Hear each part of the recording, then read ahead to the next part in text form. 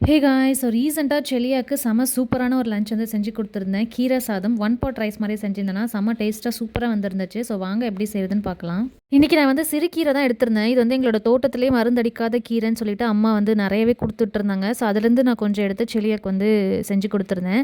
So first வந்து அந்த மெஷர்மெண்ட்டில நான் ஒரு 3/4 கப் அரிசி எடுத்துக்கிட்டேன். அத விட கொஞ்சம் கம்மியா பருப்பு, ஒரு 2 ஸ்பூன் பாசிப்பருப்பு நல்லா வாஷ் பண்ணி, ஒரு 20 மினிட்ஸ் அந்த அரிசி, பருப்பு இதெல்லாமே ஊற வச்சுக்கிட்டேன். அரிசி நல்லா ஊறுனதும் அத நான் குக்கர்ல மாத்திக்கிட்டு, தேவையான அளவுக்கு உப்பு, கொஞ்சமா மஞ்சத்தூள், ஒரு 3 பல்லு பூண்டு, காரத்துக்கு 2 காஞ்ச மிளகா, சீரகம், ஒரு 1/2 வெங்காயம் போட்டுக்கிட்டேன். அதுக்கப்புறம் 1 தக்காளி, 1 கேரட், ஒரு கைப்பிடி அளவுக்கு கீரை, தேவையான அளவுக்கு தண்ணி ஊத்தி, ஒரு 4லேருந்து 5 விசில் விட்டு எடுத்துக்கிட்டேன். ஸோ நான் போட்ட கேரட், கீரை, பருப்பு, சாதம் எல்லாமே நல்லா சூப்பரா வெந்து வந்துருந்துச்சு. நான் சும்மா கரண்டி போட்டு கலக்குனதுமே இன்னுமே நல்லா ஸ்மாஷ் ஆயிடுச்சு. இது கூட நான் கொஞ்சமா நெய் ஆட் பண்ணிக்கிட்டேன். ஸோ 1 ஸ்பூன் ஆட் பண்ணலாம்னு நெனச்சேன். செலியாக்கு அந்த அளவுக்கு நெய் ஸ்மெல் புடிக்காது. ஸோ சாப்பிடாம போயிடுவானோன்னு நெனச்சு நான் கொஞ்சம் 1/2 ஸ்பூன் மட்டும் நெய் ஆட் பண்ணிக்கிட்டேன். மோஸ்ட்லி நாங்க வீட்ல என்ன செய்றோமோ, அதே தான் செலியாக்கும் குடுப்போமா, அவனுக்கு ஒரே மாரி சாப்பிட்டு கொஞ்சம் போர் அடிச்சிச்சு போல இருக்கு. ஸோ இன்னைக்கு நான் வித்தியாசமா செஞ்சு குடுத்தது நல்லாவே சாப்பிட்டான். ஸோ நீங்களும் உங்க பேபிஸ்க்கு ஒரே மாரி குடுக்காம வித்தியாசமா செஞ்சு பாருங்க.